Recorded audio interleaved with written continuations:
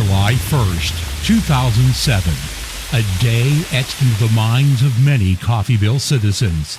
A day when the Verdigris River crested at 30.7 feet, more than 4 feet higher than the levee. The Coffeyville flood, a natural disaster affecting a quarter of our community. Water continued to pour over the levee for 2.5 days. 90,000 gallons of oil spilled from the refinery. Over 50 water rescues were made by the fire and police departments. 497 structures and 71 businesses were affected, including 6 hotels, a grocery store, 5 restaurants, 4 convenience stores, 3 churches, and 2 mobile home parks. Residents in the flooded areas were not allowed back into their homes for 10 days due to the mold and health concerns.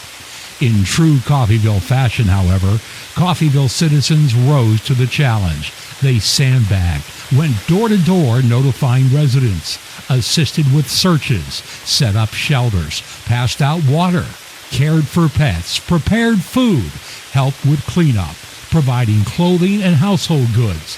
Whatever needed to be done, there were volunteers willing to help. July 1st, 2007, a day that will forever live in our memories. Massive flooding situation throughout southeast Kansas and northeast Oklahoma. If you have not evacuated East Coffeyville, you need to do so immediately. In Independence, evacuations have been held there as well. So they do have East Coffeyville totally sealed off at this time. The Red Cross has set up an emergency shelter. At this point in time, it's not a question of whether if it will flood, but rather a question of what time the flooding will start and how much area will flood. Water has already gone over the levee.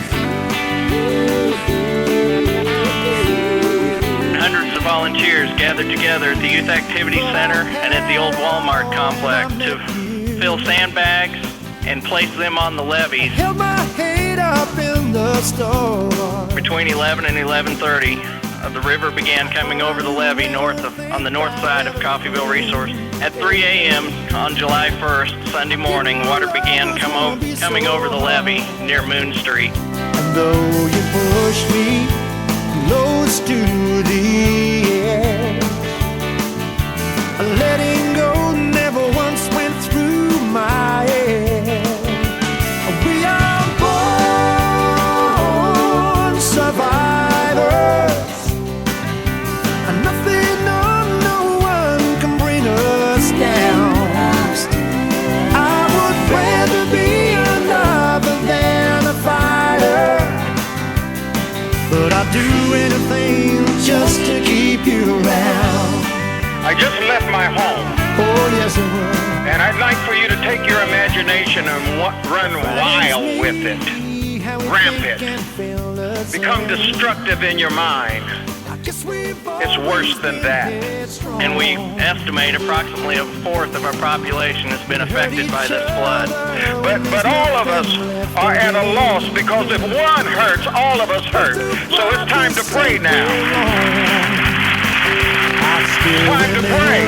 For those of you who don't know what you're going to do, I want to just remind you there's help. Letting go never once went through my head. We are born survivors.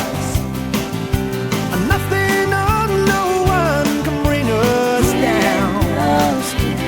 I would rather be another than a fighter, but I'd do anything just to keep you around. And the city's doing everything that they can to bring things into focus, into perspective. Even when the going was tough, we never thought of giving up. That is why you and I will survive.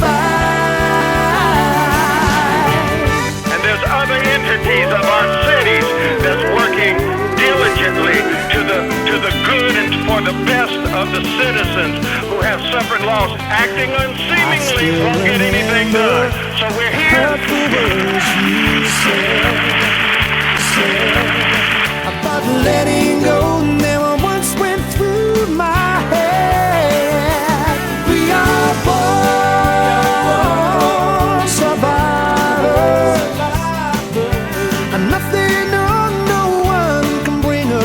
down. I would rather be a lover than a fighter, but I'd do anything just to keep you around. But I'd do anything just to keep